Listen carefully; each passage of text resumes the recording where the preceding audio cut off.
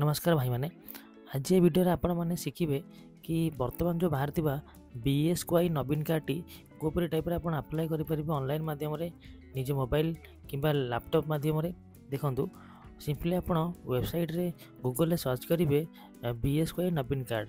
तो प्रथम जो वेबसाइट आसूसी आपड़ी क्लिक करेंगे देखूँ प्रथम BSKY नवीन कार्ड जो लिखाई आप क्लिक करेंगे।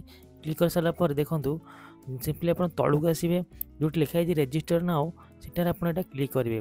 क्लिक कर सारापर देखूँ इंस्ट्रक्शन पलि आसला देन आप सिंपली तलू आसवे सेठार लिखाई चारोटी बॉक्स रे आप टिक करेंगे। देखो प्रथम गोटे लिखाई all family members belongs to rural area तमाने ये जो कार्ड बाहरी यहाँ केवल रूरल एरिया बाहरी अर्बन एरिया नुह। तो सिंपली आप चारोटी बॉक्स रे क्लिक करदे। क्लिक कर सारापर सिंपली आप तलू आसवे सेठार लिखाई I am head of the family तमान आपण जहाँ हेड रखिए तांकरी आधार नंबर टी टाइप करेंगे। देखूँ I am head of the family पर आप टिक मारे। टिक कर सारापर देखूँ सी कौन पचारूँ सी कहला आप आधार नंबर देवाई। तो सिंपली आप आधार नंबर टाइप करेंगे देन राइट साइड लिखाई वेरीफाई बटन उपर क्लिक करेंगे। वेरीफाई बटन उपर क्लिक कर सारापर सी आपको पचार आपण मोबाइल को गोटे ओटीपी जाइथिबो सेटा आपण एठारे टाइप करदेवे। कर सारापर सिंपली वेरीफाई उपर क्लिक करेंगे। क्लिक कर सारापर देखूँ आपण आधार कार्ड रे थिबा समस्त डाटा गुड़िक एठारे शो करुच्ची। सिंपली आप तलू जो डाटा गुड़िक फिलअप होना से गुड़ा आप फिलअप करेंगे। देखो फादर्स नेम ये टाइप करदेली देन मदर्स नेम ता राइट साइड लिखाई सेठार मो मदर्स नेम टाइप करदेवी। देखो टाइप कर सारापर सिंपली आप तलू आसवे आपणकर एठारे पचारूँ कास्ट कौन अच्छी। तो आप सिंपली निज कास्ट से सिलेक्ट करदे। देन पचारूँ मैरिटल स्टेटस आप मैरिड कि अनमैरिड से आप सिलेक्ट करेंगे। देन आप मैरिड होते राइट साइड लिखाई स्पाउस नेम हजबैंड की वाइफ का नेम ये टाइप करेंगे। कर सारापर देखूँ सिंपली से आपको पचारूँ आपणकर ऑक्युपेशन कौन अच्छी। तो आप जहाँ करूँचा एठारे सिलेक्ट करेंगे। कर सारापर सिंपली आप तलू आसवे देखूँ तले से पचारि भोटर आईडी कार्ड नंबर। तो आप voter ID card number T ये टाइप कर सारापर भोटर आईडी कार्ड टी आपको ये अपलोड करने को पड़ो। देखूँ एठार मोर भोटर आईडी कार्ड अपलोड हो सारा। देन राइट साइड पचारि आप मोबाइल नंबर टी कौन टी।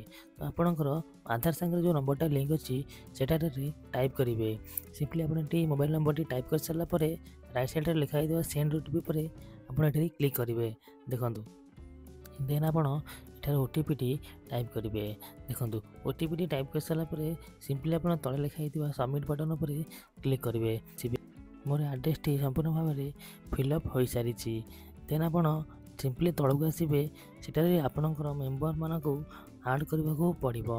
देखूँ प्रथम आप जहाँ को आड करेंगे तांकरी आधार नंबर टी ये टाइप करेंगे।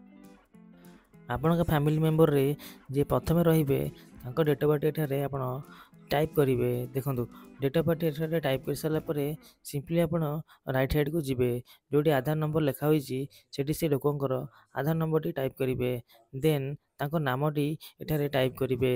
टाइप कर सारापर देखूँ राइट साइड लिखाई जेंडर आप जेंडर टी सिलेक्ट करेंगे।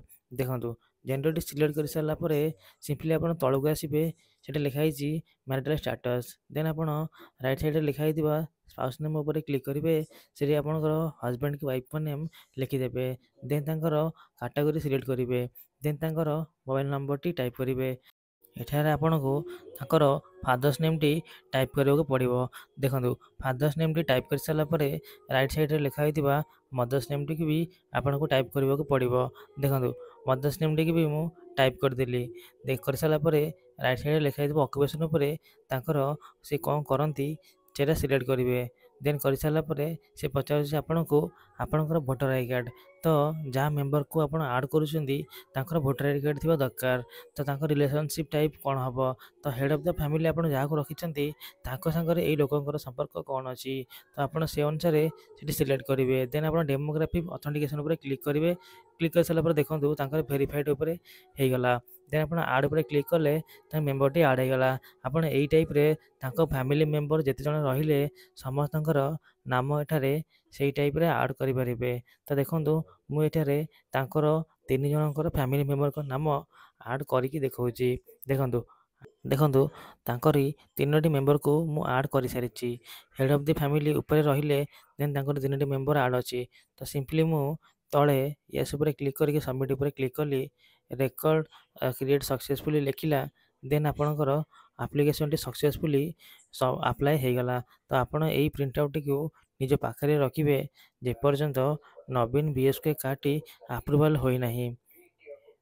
ଯଦି ଭିଡ଼ିଓଟି ଭଲ ଲାଗିଥିବ ଲାଇକ୍ ଗୋଟେ କରନ୍ତୁ, ସବସ୍କ୍ରାଇବ୍ କରନ୍ତୁ। ଜୟ ଜଗନ୍ନାଥ, ଧନ୍ୟବାଦ।